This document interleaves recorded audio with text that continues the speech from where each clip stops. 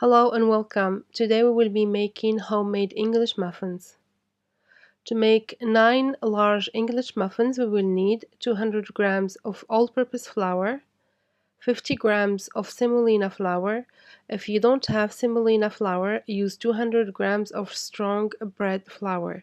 We will need 1 teaspoon of salt, 1 teaspoon of yeast, instant yeast, 1 tablespoon of sugar, 125 milliliters of warm milk, and 1 tablespoon of soft butter. I am going to need 125 milliliters of warm water later on. First, I'm going to warm the milk in the microwave. Then add the yeast and the sugar to the warm milk and stir till the yeast and the sugar are completely dissolved. I'm going to put the milk and the yeast aside for a few minutes. Meanwhile, I'm going to stir the flour, the semolina, and the yeast.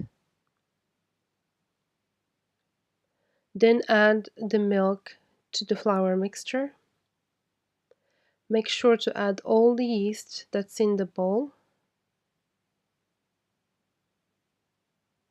I'm using a wooden spoon, but I'm going to switch to my hand in a little bit. If you have a stand mixer, you can use that also to knead the bread. Here I'm adding about 60 milliliters of warm water. Add the water slowly because depending on the quality of the flour, you might need the whole quantity of the water. You might not need all of it, so add the water slowly, mixing the dry ingredients in till you get a dough that's not too stiff and not too dry. Something that looks like this. We will be adding more water to the dough slowly. Here we are going to knead the dough for about 5 minutes. I have here about 60 milliliters of warm water. I'm going to add it to the dough slowly, half a teaspoon at a time. The semolina flour absorbs a lot more water than all-purpose flour. So if you're using plain flour or using bread flour only, it's not going to need as much water as mine needs here because, like I said, the semolina flour absorbs water a lot more than white flour. The dough is ready. It's soft, it's elastic, and it's very pretty. I used about 30 milliliters of warm water. Here I'm adding the 1 tablespoon of soft butter. I'm going to knead it into the bread or into the dough. At first it's going to be a mess because the dough is going to tear apart because of the butter, but continue mixing it in like so till the butter completely is mixed into the dough and incorporated into it. It's going to take about 1 minute of kneading and mixing.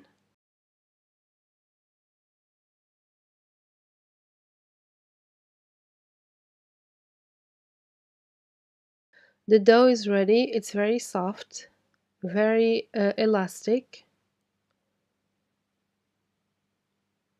We're going to oil a bowl with a little bit of vegetable oil, about half a teaspoon, not even half a teaspoon, just a little bit. I'm going to oil the dough and also the bowl.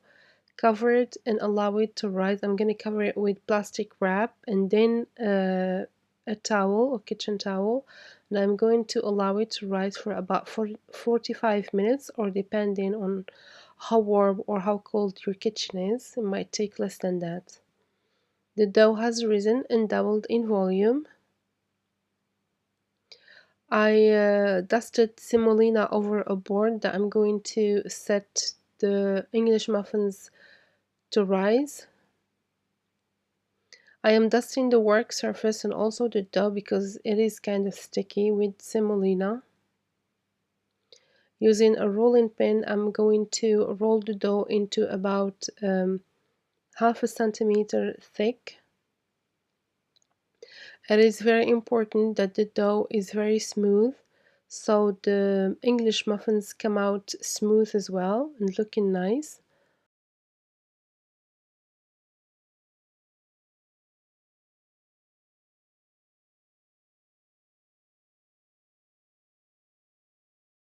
It's still a little bit too thick, so I'm gonna roll it even more. Like I said, about half a centimeter.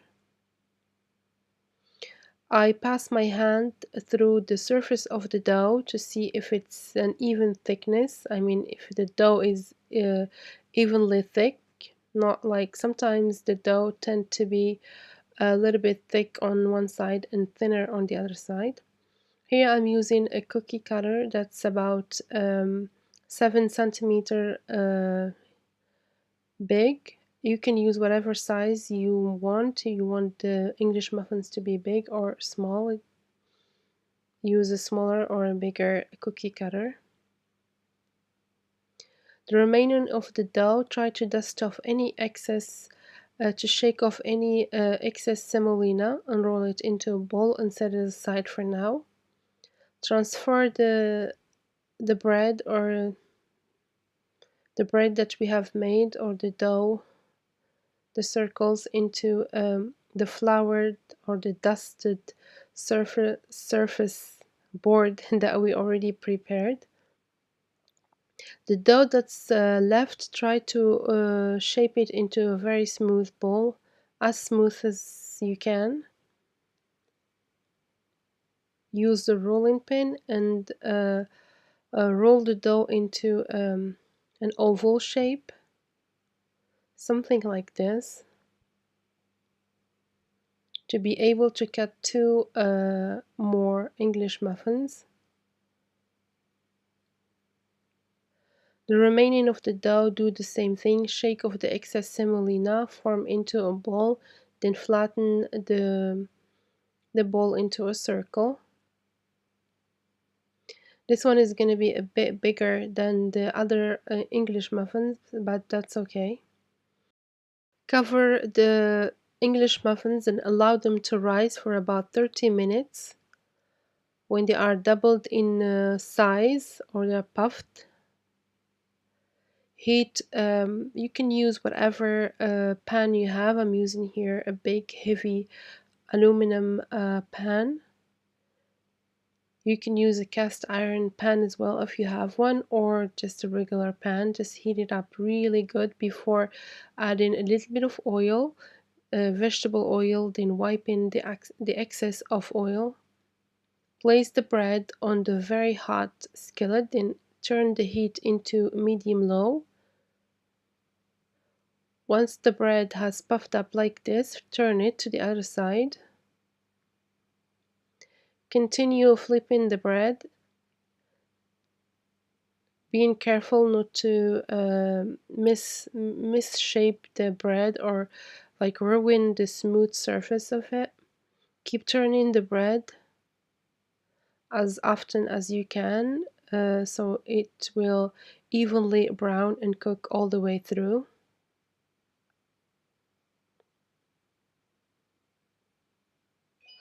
The bread is ready.